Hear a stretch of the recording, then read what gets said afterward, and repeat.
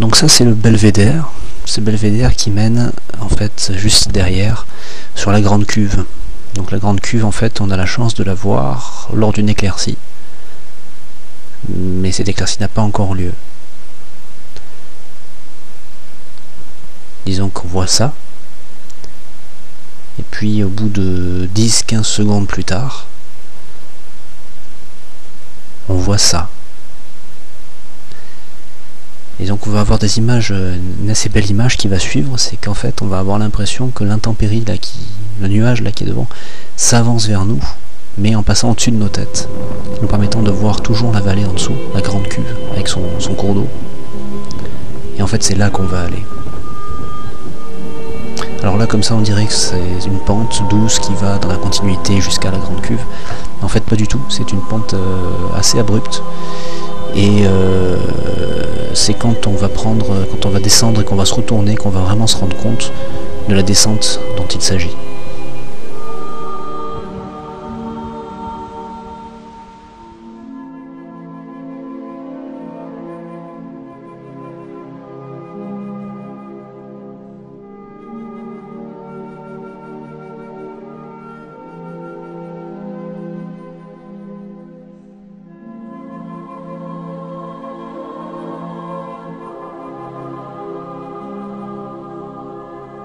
Voilà, c'est là que prend naissance le cours d'eau qu'on voit dans la grande cuve. Et donc c'est ça qu'on voit quand on commence à se retourner.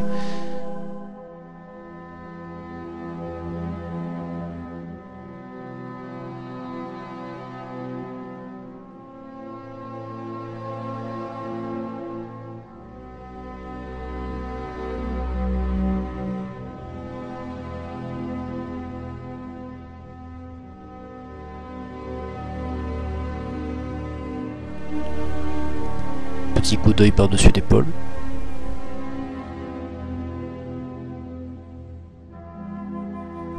Voilà, là on commence à se rendre compte en regardant derrière de ce que ça représente.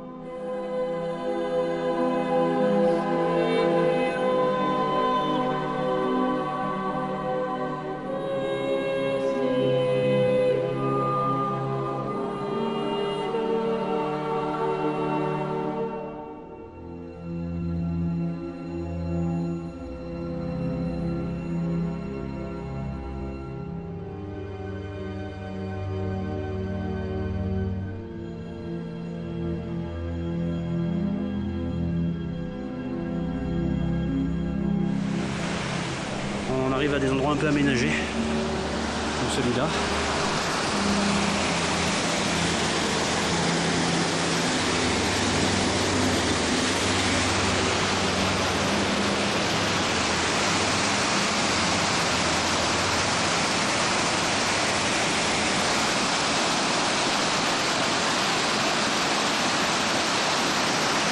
Donc on vient de là-bas au fond.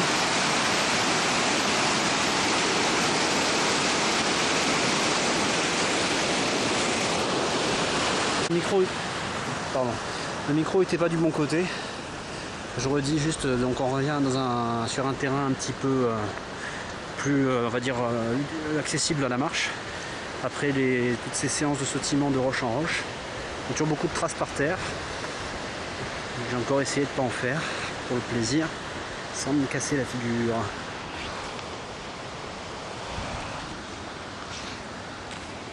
Voilà.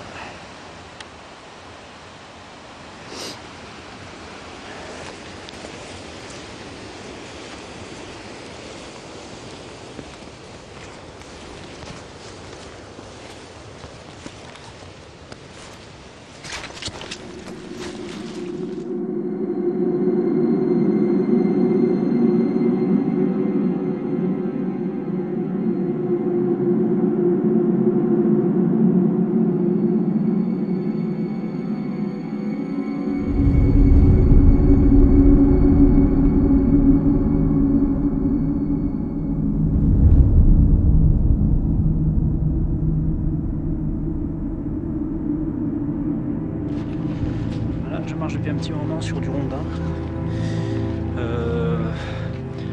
Je viens d'un abri où j'ai croisé,